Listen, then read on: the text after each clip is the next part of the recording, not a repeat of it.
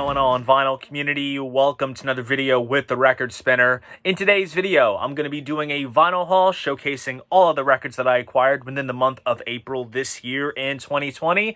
This has been the first full quarantine month with this whole situation that's going on in the world right now. And lately, I've just been enjoying my time at home, spinning lots of records, as well as filming lots of content for this channel, some of which isn't even going up until July. So it's truly been an intense period of creativity, and it's just simply a way of not going too stir crazy. And hell, I even dug out my old trusty PlayStation 2 and I've been playing Guitar Hero again, so I've been kind of reliving my childhood by doing that. And of course, in this dire time, I have been fulfilling my right as a supporter of small businesses by buying from record stores that are solely operating online, as well as various Discog sellers. Hell, I think this is actually the first vinyl haul that does not feature any records that I got from Amazon.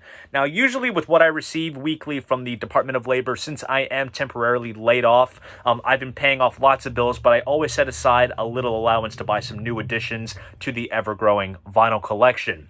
Now, we have quite the eclectic selection of albums for this haul. We have some rather inexpensive audiophile pressings, some various Psych records, a nice slab of indie rock, and of course some legal bootlegs from American Prog. It's about to go deep, so without further ado, sit back, relax, and enjoy the latest finds. So I feel like I always kick these hauls off by saying we're going to start off with a bang. And sure enough, we're starting off with another bang, and this is a huge one. The Beach Boys, Little Deuce Coupe. Analog Productions pressing. Mastered by Kevin Gray from the original mono master tapes. Pressed on 200-gram vinyl, quality record pressings. $14, not 40, 14. I think the reason why I paid $14 was simply because there's these little, dents in the corners. But at this point, it don't even matter, because when you see an Analog Productions pressing being sold for less than $30, jump on it, because you're getting value for your money. This is a fantastic early Beach Boys album with classics such as the title track, Little Deuce Coupe, Be True to Your School, 409, Shut Down, all that good stuff. The jacket is of amazing quality. It's almost like a tip-on style jacket with a nice glossy finish to the front, as well as a nice kind of matte finish to the back. There's some pictures of the boys there. And we have all kinds of gadgets and such with this release. We have a nice insert, which has a really cool photo of the band back in the day. A little bit of history regarding the band and why Analog Productions decided to use the mono tapes. And we also have a catalog here of all of the Beach Boys albums that Analog Productions has licensed. It's essentially a lot of the Capitol Records era stuff. They've done 45 RPM editions for Pet Sounds and like stereo and mono. They've done Super Audio CDs, so really good stuff. So if you're a Beach Boys fan and you're a real analog hi-fi enthusiast, then these are the products that you need to go after. And then we have a little flyer promoting various other products that Analog Productions offers, both in terms of vinyl and Super Audio CD. So just to give you a prime example of where you should spend your hard-earned money, because they put out amazing, amazing quality product. Record itself comes in a nice rice paper sleeves, and of course, that's a dead giveaway for where the record was pressed. And like I said, pressed on 200-gram vinyl, comes on that classic rainbow rim Capitol label. This is just absolutely beautiful. I cannot wait to play this thing. It is going to be such a joy to listen to. And this is my second Analog Productions pressing. A couple months back, I got a copy of Creedence Clearwater Revival, Cosmos Factory, which in essence is a Analog Productions pressing, but it was being sold as like a regular reissue. But I took notice of the dead wax and I did some research, and it turned out they just repressed a much older Analog Productions pressing that was done by Kevin Gray and Steve Hoffman in like the early 2000s. So absolutely amazing stuff, and who knows, maybe after I listen to this, I'm going to be on a manhunt to snag more Analog Productions Beach Boys pressings. Little Deuce Coupe. Yes, the beard is gone. So, the next record I'm going to show you guys is one that just came out this past Friday on April 3rd. And this is one that I've been expecting for a while. So, I'm really glad that it finally came out and I got my hands on a copy. It is Jethro Tull Stormwatch. This is the Steven Wilson remix that came out last year for its 40th anniversary. They always do those big deluxe, little book sets with like the remix and the studio outtakes, live shows, surround sound mixes, all that stuff. And usually around this time of year is when they bust out the remixed album on vinyl, and I have been snagging those up lately, and they sound absolutely fantastic. Steven Wilson can really do no harm when it comes to his remixes. He's always faithful to the original. And this is actually a Jethro Tull album that I am not too fond of, aside from a couple of tracks, particularly North Sea Oil, Orion, Dun Ringil, which is probably the highlight, and Elegy. So I'm really excited to give this a listen. Here's the front and the back side. And then, as always, we have a gorgeous book, which comes with all of these remixed albums on vinyl, which is essentially adapted from the big deluxe version booklet. I'll probably do a video sometime in the future about these Jethro Tull vinyl reissues, because they really are spectacular. Really good stuff. The record itself comes in a printed inner sleeve, which has all the lyrics. And then we have the vinyl itself. Nice heavyweight 180-gram vinyl. This is a beautiful pressing. This was done over at, I believe it was Optimal. Comes on that blue chrysalis label. Absolutely sensational stuff, and I cannot wait to give this album a spin. And we shall see what comes later on this year, going into next year, in terms of these Jethro Tull reissues. Perhaps we'll probably see the A album next, and we'll see what follows afterwards. Good stuff. Jethro Tull Stormwatch, the Steven Wilson remix. So with this whole COVID-19 situation that's going on right now, I've actually moved a lot of my record buying to a company called Bull Moose, which is based up in the Northeast around Maine. Their storefronts are closed, but they're operating online, and it's companies like them that need all the support that they can get within this time of year. So I've been more than happy to give them my business, and also because they run a really awesome point system.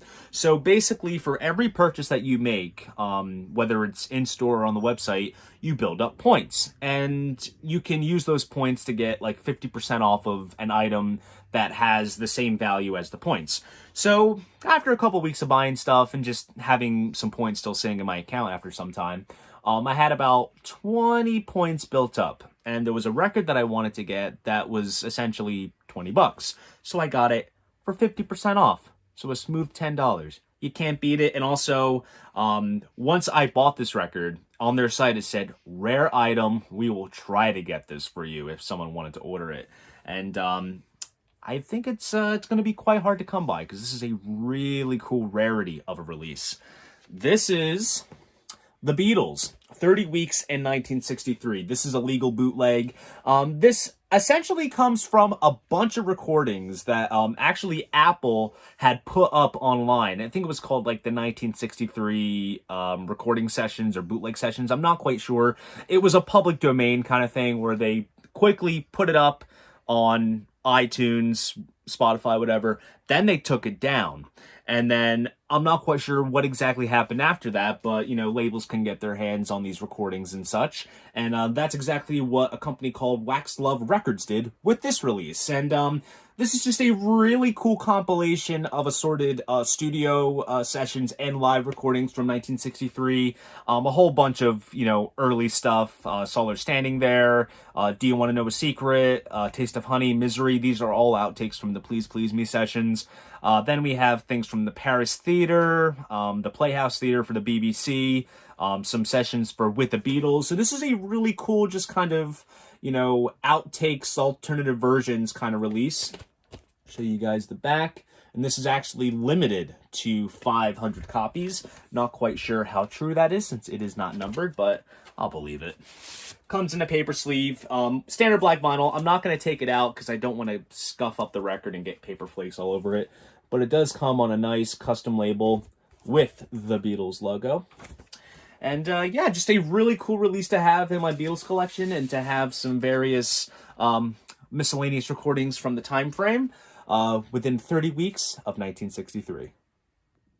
So if you have seen any other vinyl hauls that I've done this year, you know that I have been hunting down the Third Man Records single release compilations simply as a way to kind of broaden my musical horizons, and also become aware of some of the other notable artists and releases that Third Man has put out in their early years, particularly between 2009 to 2011.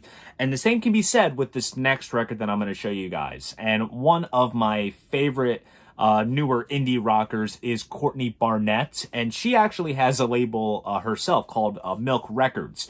And what's cool about Milk Records, and I kind of saw this as sort of parallel with how Third Man did their single releases, they put out sampler albums of the various artists that are on the roster. It's like a one per year kind of basis, and they're always available for grabs from their Bandcamp page, and they're usually around $25, limited quantities, colored vinyl. But the price kind of racks up a little bit since you're buying from Australia, which is where the label is based. But I was on Discogs recently, and I was just kind of looking to see if there were any of those samplers up for sale for slightly lower prices. Emphasis on slightly lower, because I snagged this record for $4. I'm telling you, this month has been killer. This is called Good For You. This is the sampler that came out back, I believe, in 2016. We have Courtney Barnett on here, Jen Cloher. She is the other co-founder of Milk Records. We also have The Finks, Fraser A. Gorman, East Brunswick All Girls Choir, and Ouch My Face. So, definitely interested to hear some of the other stuff that I'm not too aware of. And also, I think I should say that the songs that are featured on these samplers from the various artists, they're exclusive to the sampler. It's not like these are taken from releases, singles, and albums. These are exclusive to this, which is awesome. And from what I understand, I believe this is limited to 3,000 copies. Pre-orders came with a signed insert, and mine did not come with the insert. But it is indeed pressed on nice, heavyweight green vinyl. That looks absolutely killer. Nice labels. Good stuff. And now I have to seek out all of the other samplers that Milk Records has put out, and definitely build my Milk Records collection. And also perhaps check out some of the other artists that are featured on them. Milk Records, Good For You. All right, so I didn't mention this when I received the Jethro Tull Stormwatch LP, but I did receive the record damaged. So when the Postal Service delivered it to my front door, the postwoman told me that the package itself was wet, but they opened it and checked the contents and everything was fine. Which I understand, but also, why was it wet? I know for a fact it was not Bull Moose's fault, because they packaged their stuff to the utmost care. They're not just, packaging their products in just a slapdash fashion. I know that they were not to blame. Either my package was dropped in a puddle or something spilled next to it. I don't know. And my rule when it comes to damaged vinyl mail is that if the record itself is playable and there's nothing wrong with the vinyl itself, I will make the most of it. I'm not the type that sends records back because of seam splits or minor dings in the corners, because keep in mind, if you're buying online, it's going through postal or parcel services, they don't care. I hate to say it. They don't care.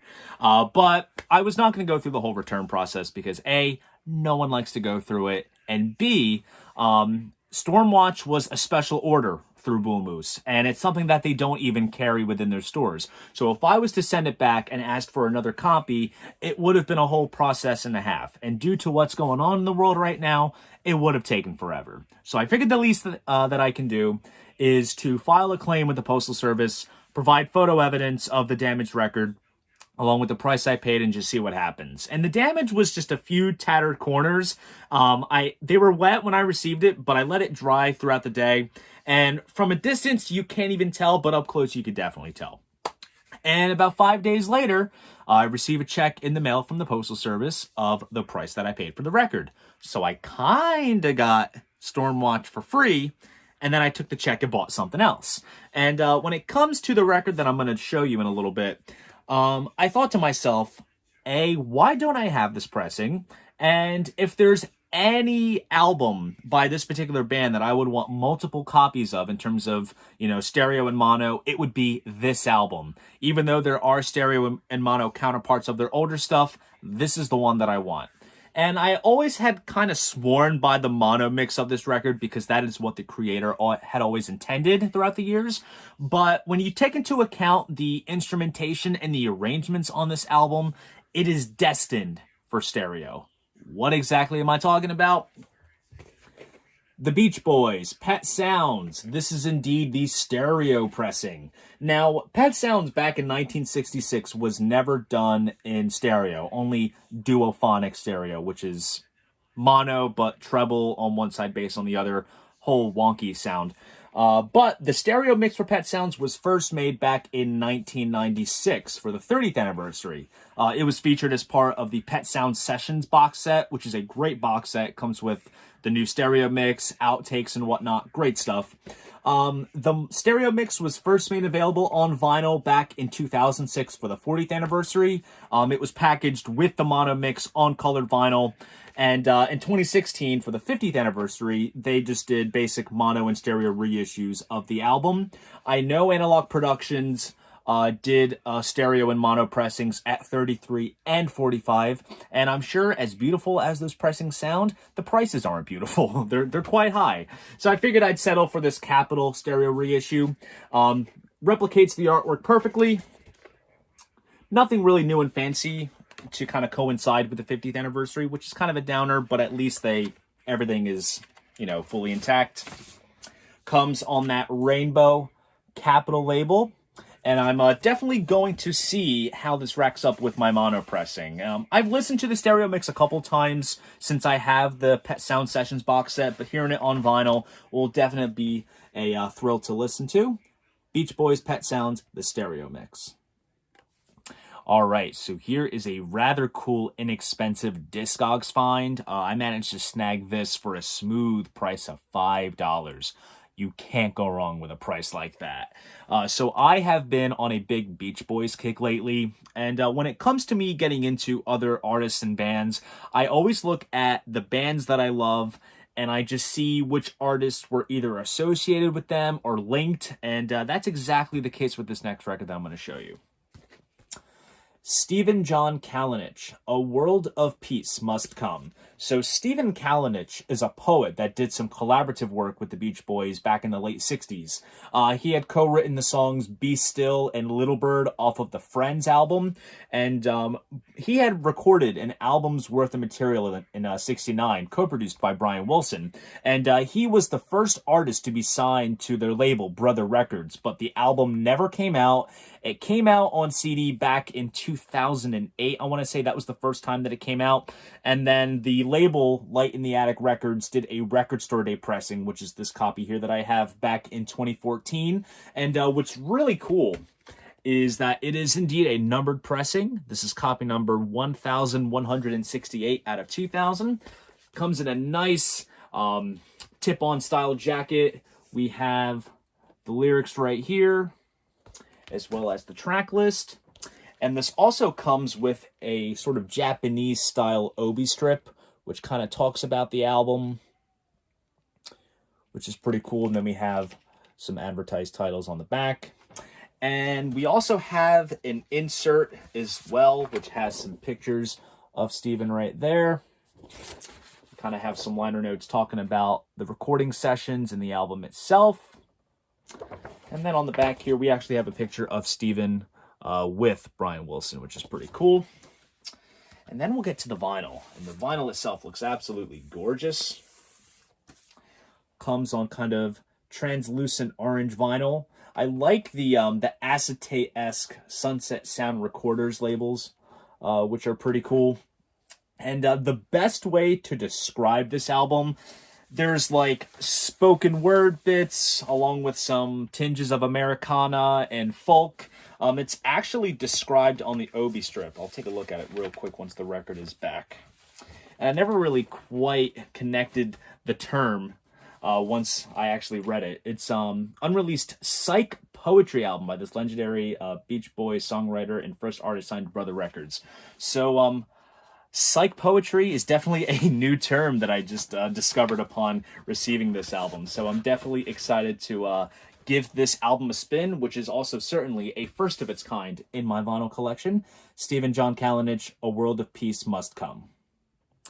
All right, Rush fans, now it's time to break into some legal bootlegs. I got these from RollingRecords.com. I'm well aware of these shows circulating within the bootleg circles, and I have listened to them for myself. And I just figured they're up on the website for very decent prices. I might as well snag them. And I also ended up getting some rather cool pressing variants, as I will show you. So first up is the Agora Ballroom, Cleveland, Ohio, December 16th, 1974. Rush did a lot of shows at this venue in their early days, and a lot of them were broadcast on WMMS, which is the radio station that was responsible for breaking Rush into the United States thanks to disc jockey Donna Halper and the song Working Man.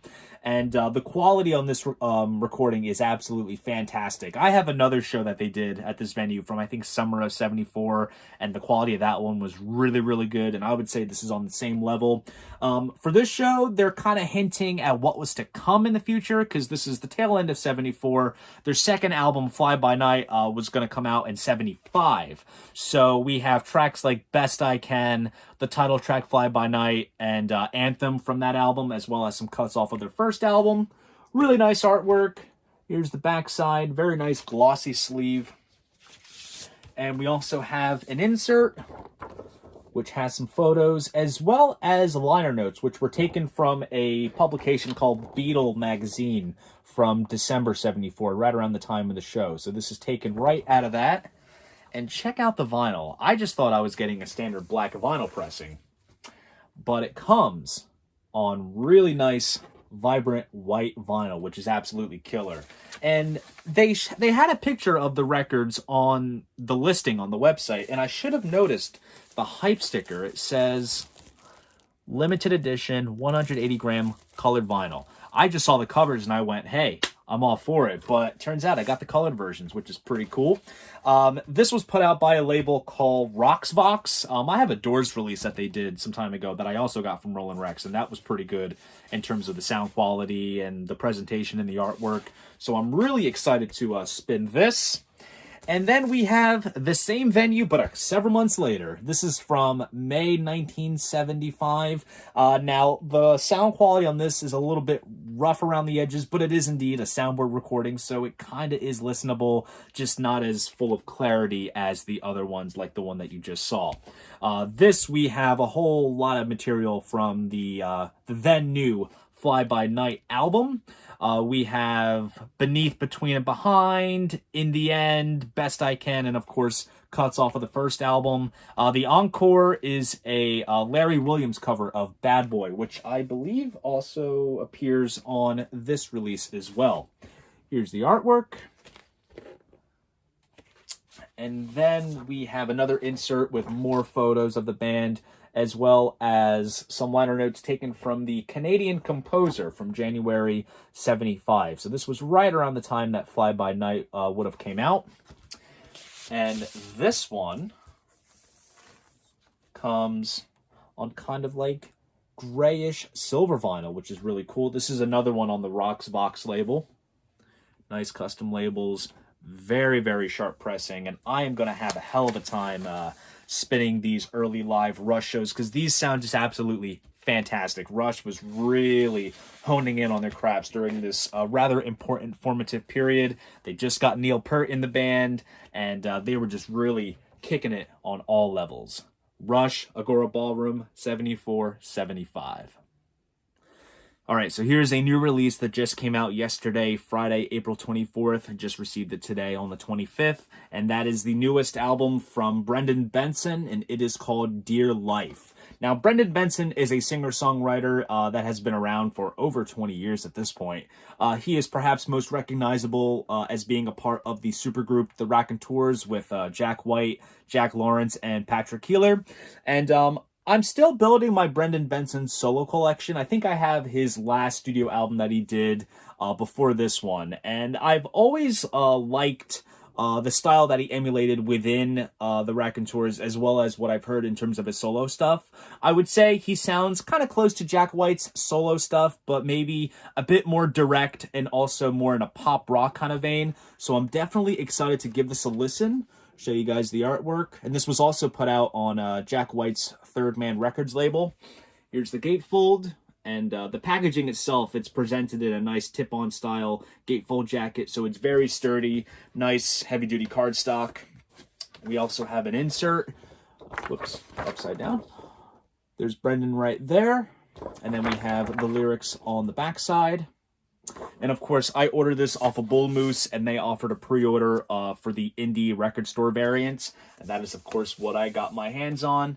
Comes pressed on pink vinyl, which is really cool. And I'm very happy that I got my hands on this pressing, because when it comes to Third Man, for every release that they do, they always do a colored vinyl variant, which is often limited. And they often rack up quite high in value. And a lot of people seek those out, and the values do tend to go high. So I'm quite excited to have snagged this release for the initial pre-order price, which is really cool. Good stuff. Brendan Benson, Dear Life.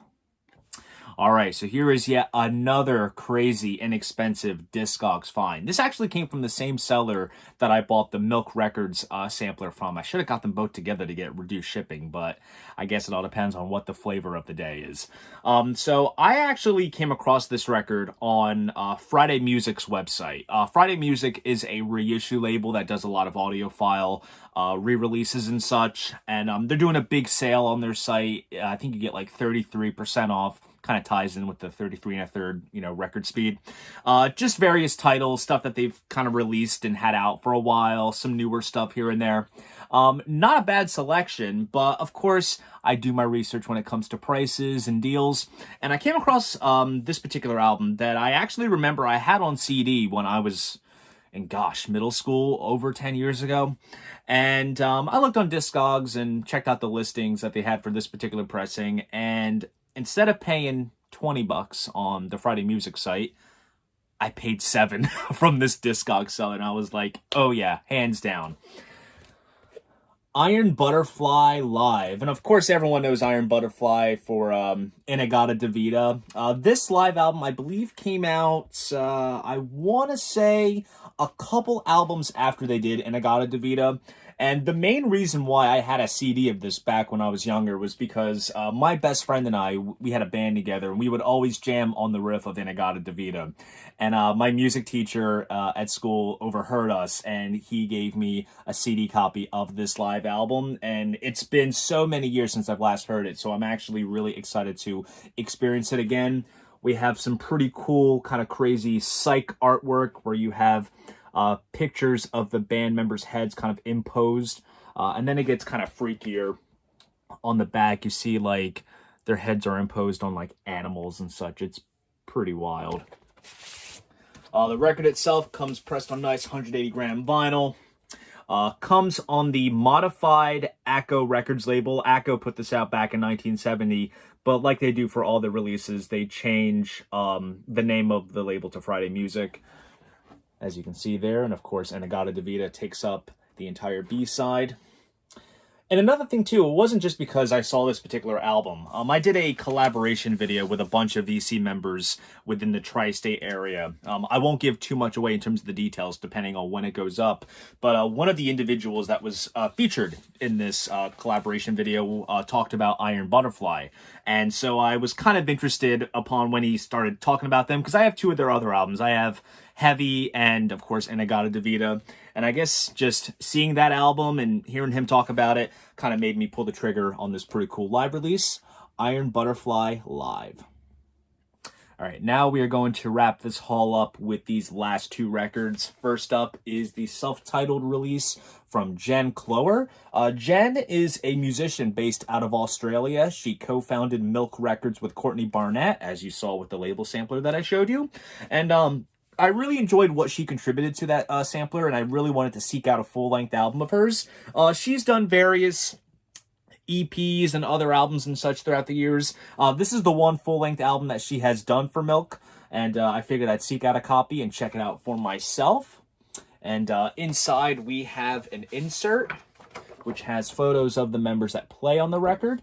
And as you can see there's Courtney, and then there's also Bones Sloan, which is the bass player of Courtney's live band, and even Kurt Weill plays guitar on a track, which is really cool.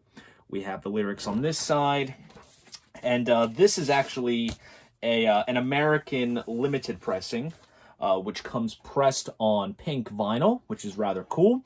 I had my eye on a Vinyl Me Please pressing. It was limited to 500, pressed on white vinyl, and I had a VG Plus near mint copy that was in great shape in my Discogs cart, but someone had already bought it. And there are a couple of other copies on the market on Discogs, but there's bends in the corners, and it's not described how big those bends are. So I figured I'd get the perhaps more attractive variant between the two, and really quite excited to give this album a listen. And then we have a good slab of some American prog with Kansas. This is a legal bootleg. This is called Bryn Mawr 1976, the classic FM broadcast. This was put out by the Back on Black Rock Classics label. I have an AC/DC release that they did that I got a couple months ago, I want to say. The quality of this recording is fantastic, and I know this because my dad actually has a CD copy of this particular broadcast, and it sounds absolutely killer. And this is from the Mask era, so this is just the first 3 Kansas albums before Carry On Wayward Son would become a huge hit. So just some great early Kansas stuff. Got a nice gatefold sleeve there, which has some liner notes and a nice picture of the band. And I'll just showcase one of the records because they come in printed inner sleeves and I don't really want to scuff it, but they both look the same. The records come in these printed inners, which have other titles that the label has put out. So it kind of just gives you some prime examples of what to spend your hard-earned money on, or your stimulus checks, since we're in this whole COVID-19 situation. I'm going to try to be very careful. These things are so snug. This is a limited variant that comes pressed on yellow vinyl, which is quite cool. We have a nice picture label on this side, and then we have the track lists for this side here as well as the back side. And it's the exact same on the other LP. And this is actually my first Kansas bootleg that I have. There's a couple that I see on the market of different broadcasts and other various professionally done recordings that circulate. But I figured this would be a cool place to start, and this will definitely be getting spun on the turntable very soon, and a really cool way to wrap this haul up. Kansas Bryn Mawr 76, the classic FM broadcast. So there you guys go. That is my vinyl haul of all the records that I acquired within the month of April this year in 2020. Hope you guys enjoyed this video, and if you did, please give it a like and subscribe to the channel. And if you want to support this channel, be sure to check me out on Patreon. See you guys in the next video, and most importantly, keep the records spinning.